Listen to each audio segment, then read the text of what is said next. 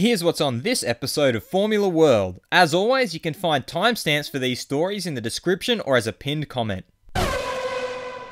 First up on Formula World, Kvyat replaced by Gasly. From this weekend in Malaysia, Daniil Kvyat has been stood down from his driving duties and replaced by Red Bull Junior driver Pierre Gasly, who won the 2016 GP2 Championship and is currently sitting half a point behind the championship leader in the Japanese series Super Formula. What's most interesting about this announcement is the vagueness as to the details of the situation. It is likely that Gasly will miss the US Grand Prix due to his commitment to the final round of the Super Formula Championship, in which he has a good chance of winning. This means that Kvyat will likely come back in for that race, but beyond that, nothing has been made clear.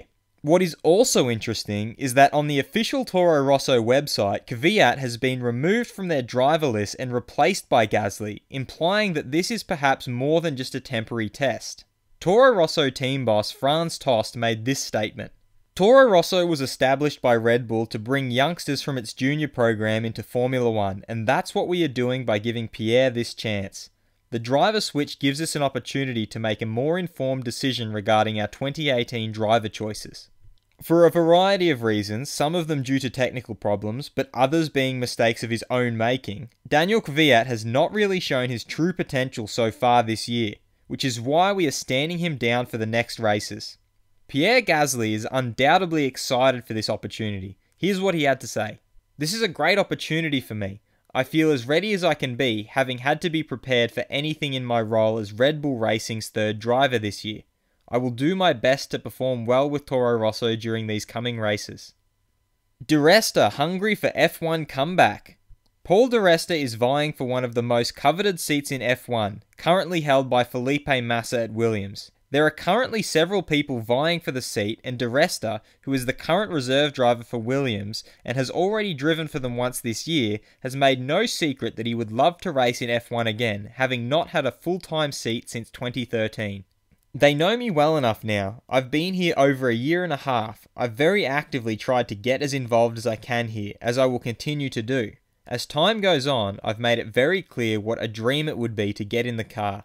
It's a bit of a waiting game. I'm actively trying to do as much as I can to try and put myself in contention for it, because it is there, and it's an important time for the team as well. My performance in Hungary proved to myself that I can certainly still do the job, although you always believed it. And maybe it showed the outside world a bit more that given the opportunity again, that was only a sniff of what you can do, given a proper chance." McLaren wants budget cap. With the gap between the top teams and the rest of the field as large as it is, it's become clear to many that something needs to be done to make the field more even. McLaren boss Zak Brown has come out saying that he is in favour of a salary cap that would see some of the larger teams possibly forego or share their Constructors' Championship bonus they receive for participating, even if they are one of the teams that would be adversely affected. Speaking for McLaren, we're a fan of budget caps. We think it's important. Most other sports have it and it will equal the playing field. And we recognise that means we're one of the 4 teams that get special payments, and that might mean some compromise. But we feel if the sport is healthier ultimately, that will benefit all of us. We're a great racing team. There's lots of great racing teams, and we want to race and have the same chance as everyone else.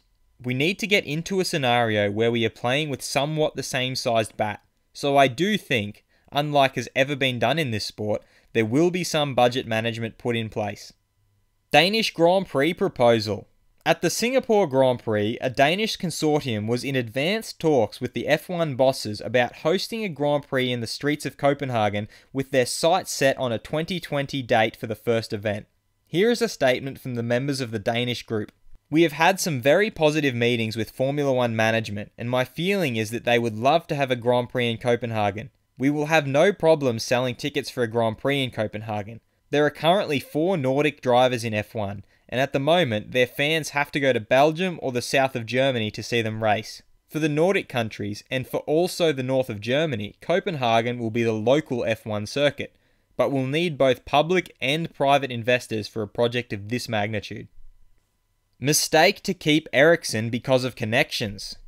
Sauber's recently appointed team principal, Freddie Vasseur, has made it clear that he has his sights set on building the team up to be more competitive, with hopes of becoming more than just a backmarker.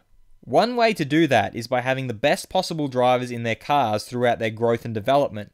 It has been assumed by many that Ferrari will want to place one of their junior drivers, either Charles Leclerc or Antonio Giovinazzi, in one of the seats for next season. It is also assumed by many that Marcus Ericsson will retain his seat due to the connection he has with one of the team owners. But Sauber team boss Freddie Vasseur isn't too quick to agree with that sentiment. It would be a mistake to build a team around a driver just because he has a connection to the owner. Rebuilding Sauber will require patience, while drivers normally want results in the next race. So if he wants to sit in a podium car next year, he will have a problem with Sauber. We will talk with the owners about what is best for Marcus and the team. On the other side of the Sauber garage sits Pascal Wehrlein, whose future is still uncertain at this stage, but team boss Freddie Vasseur has worked with Wehrlein in the past, but didn't give much more away on the topic. Pascal knows our situation, and I know his skills because we worked together in the DTM.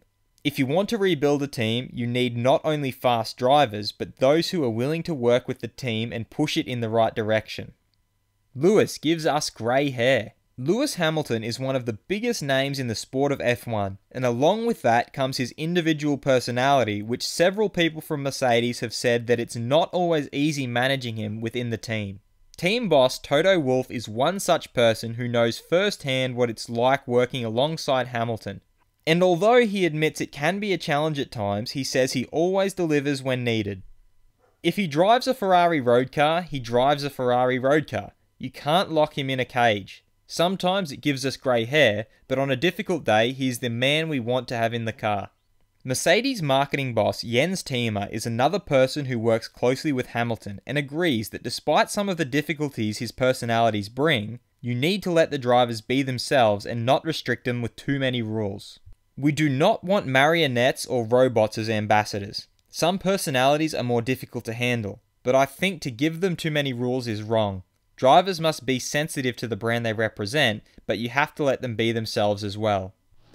Is this the end for Kvyat? Let me know what you think in the comments, and if you like this video, feel free to subscribe and check out my other videos for all the latest in the world of Formula 1.